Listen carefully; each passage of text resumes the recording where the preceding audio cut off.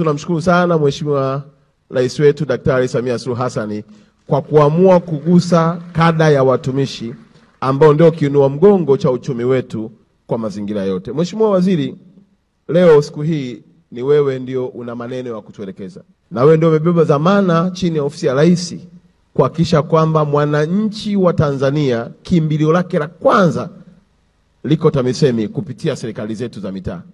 Kauli yako na maelekezo yako si tu kwamba ni faraja kwa watumishi, lakini ni uponyaji kwa wananchi walio wengi maskini ambao hao ndio hukimbilia kwenye ofisi zetu kuhitaji msaada. Lakini ombi langu, nina makatibu tarafa Mheshimiwa Waziri, na kuomba kwa unyenyekevu mkubwa, hawa wanafanya kazi kubwa sana. Na wengine wamekuwa watumishi kwa muda. Lakini hawa ndio wawakilishi wa mkuu wa wilaya na mkuu wa mkoa. Na wao ni kiungo muhimu sana cha utendaji wa serikali kati ya central government pamoja na local government. Ikikupendeza uniruhusu nikupatie CV zao. Akipatikana hata mmoja wawili wakapanda, itakuwa ni faraja kubwa sana kwetu, kwa namna ambavyo na wao wanazidi kupata morali wa kuendelea kutumika ili waendelee kuifanya kazi wakijua kazi yao inatambulika.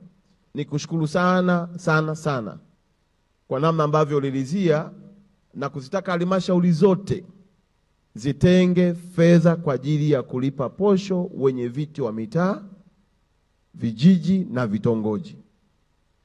Jambo hili kwa kweli linatuondoa kwenye adha na aibu ya wenye viti wetu wa mitaa, vijiji na vitongoji kutumia fedha ya mihuri kama fedha ya kuendeshea ofisi.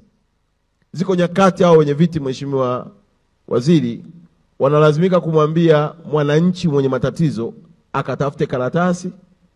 Mwananchi mwenye tatizo kuna fedha ya muhuri. Kwa hiyo mazingira yakiwa namna hiyo yanaweza akapelekea watu wanyonge wakakosa huduma na wenye fedha wakazitumia ofisi za vijiji kuziendesha kwa manufaa yao binafsi. Lakini jambo hili ninakushukuru sana mbele ya watumishi hawa kwa kuliwekea mkazo, na sisi kwenye bajeti ya mwaka huu ambayo wewe umesimamia vizuri imepita na kustaka kila halmashauri kuhakikisha kwamba posho ya watumishi hasa wenye viti, vijiji, mitaa na vitongoji wanapata pesa yao kikamilifu.